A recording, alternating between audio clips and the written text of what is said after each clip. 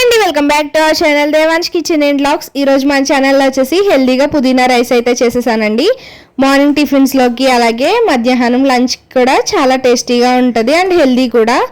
పిల్లలు కూడా చాలా ఇష్టంగా తింటారు. దానికోసం నేను ముందుగా మిక్సీ జార్ అయితే తీసుకున్నానండి. దాంట్లోనే కడిగిన పుదీనాని ఒక గుప్పుడు అయితే తీసుకున్నాను. స్పైసీ ఎక్కువ కావాలనుకుంటే 2-3 పచ్చిమిర్చి ఎక్కువ వేసుకోవచ్చండి. నేనైతే 2 పచ్చిమిర్చి అలాగే అల్లం వెల్లుల్లి కూడా వేసుకుని కొద్దిగా వాటర్ అయితే వేసుకుని పేస్ట్లు అయితే చేసుకుని పక్కన పెట్టుకున్నాను. ఇప్పుడైతే స్టవ్ ఆన్ చేసి కడాయి అయితే పెట్టుకున్నానండి. దీంట్లోనే ఒక 2 టేబుల్ స్పూన్ల వరకు ఆయిల్ అయితే వేసాను. గీ కూడా వేయచ్చండి, అదే నెయ్యి కూడా వేసుకోవచ్చు.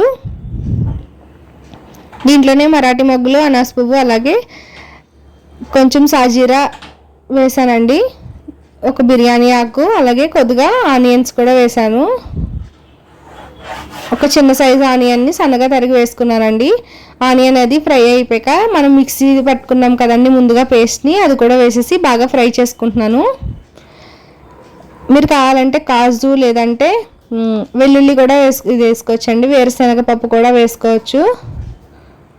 నేనైతే ఏమీ యాడ్ చేయట్లేదు, చూస్తున్నారు కదా. ఇప్పుడైతే కొద్దిగా పసుపు అలాగే టేస్ట్కి సరిపడా సాల్ట్ కూడా వేసుకున్నాను. ఇది ఆయిల్ నుంచి సెపరేట్ అయిపోవాలండి పేస్ట్ అనేది.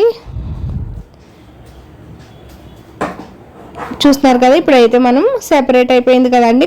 కొద్దిగా రైస్ అయితే వేసుకుని బాగా కలుపుకోవాలి.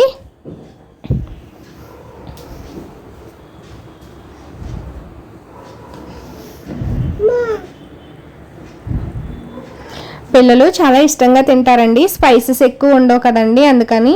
అంతేనండి, ఎంతో ఈజీగా క్విక్గా అయిపోయే పుదీనా రైస్ అయితే రెడీ అయిపోయింది.